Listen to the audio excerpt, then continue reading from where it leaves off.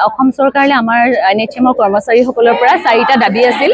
সেই দাবীসমূহৰ প্ৰথমটো হৈছে সমকামৰ সম অধিকাৰ দিয়া, দ্বিতীয়তে স্থায়ী নিযুক্তি প্ৰক্ৰিয়াৰ জৰিয়তে চাকৰি নিয়মীয়াকৰণ কৰা, আৰু তৃতীয়তে আছিলে 7 পে কমিছনাৰ আণ্ডাৰত আমাক স্কেল পেৰ সুবিধা প্ৰদান কৰা, আৰু লগতে আমাৰ NHMৰ যিসকল কৰ্মচাৰী আছিলে তেওঁলোকৰ ভৱিষ্যতবিলাক সুৰক্ষিত কৰাৰ উদ্দেশ্যে আমি আচলতে একত্ৰিত হৈছো। সকলো তিনিচুকীয়া জিলাৰ 4টা চেণ্টাৰৰ আচলতে মানুহ আমি তিনিচুকীয়া চিভিল হস্পিটেলত আজি একত্ৰিত হৈছো। 3 দিনে আমাৰ কাৰ্যসূচী চলিব, আৰু যেতিয়ালৈকে দাবী মানি নাথাকে হয়তো এই প্ৰক্ৰিয়া চলিয়ে থাকিব।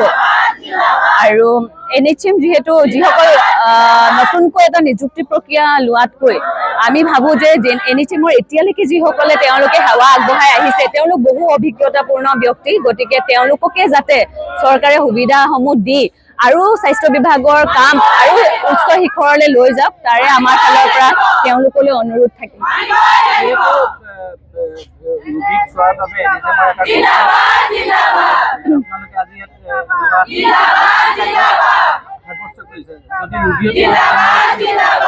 এগৰাকী স্বাস্থ্য বিভাগৰ কৰ্মী হিচাপে আমি কোনো ৰোগীকে কেতিয়াও আমি ব্যৰ্থ হৈ ইয়াৰ পৰা চিভিলৰ সুবিধা নোপোৱাকৈ ব্যৰ্থ হৈ যাবলৈ কেতিয়াও নিদিওঁ।